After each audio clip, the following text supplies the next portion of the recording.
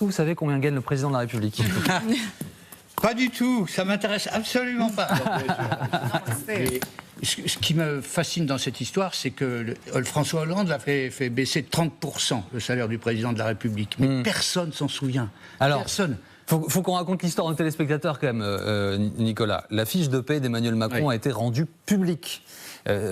Alors, figurez-vous que ça a demandé beaucoup de travail, enfin d'abnégation, dire ça comme ça, à une chercheuse.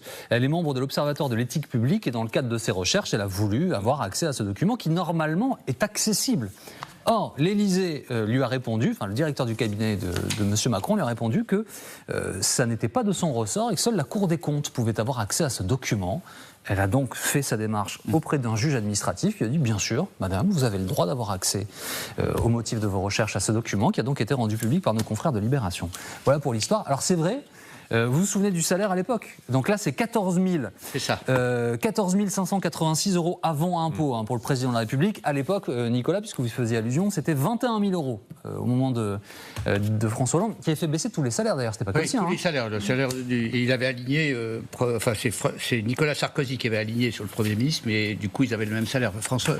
Nicolas Sarkozy s'était augmenté de 170%, je crois. Alors voilà, justement, mais petite tour de table rapide, c'est trop ou c'est pas assez 14 000 €? C'est pas assez. C'est pas assez. C'est pas assez, je veux dire.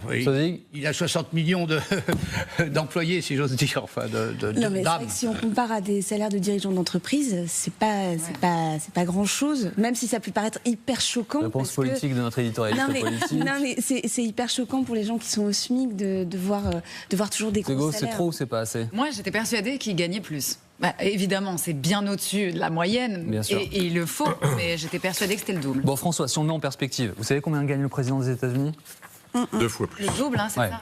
30 650 € avant impôt, et donc 22 800 pour Justin Trudeau au Canada, 17 500 pour Madame Meloni en Italie, 15 200 pour Rishi Sunak au Royaume-Uni. La seule chose qu'on peut ajouter peut-être, c'est que c'est de l'argent de poche. Autrement dit, il n'a pas de dépenses, sauf quand il invite sa famille. Et encore, pardon Nicolas, mais il y a des indemnités de logement dans ces revenus-là. Déjà, à hauteur de 3 000 €. Donc ça veut dire en réalité que le salaire vrai pour payer ce qu'il fait, c'est aux alentours de 10 000. Bon. C'est ça. Mais Charles de Gaulle payait son électricité, mais ça c'était une autre époque. Vous comprenez que ça puisse faire polémique? Mais bien sûr que ça puisse, mais c'est normal que dès qu'on parle d'argent, de toute façon dans ce pays, ça fait polémique. Donc pourquoi pas?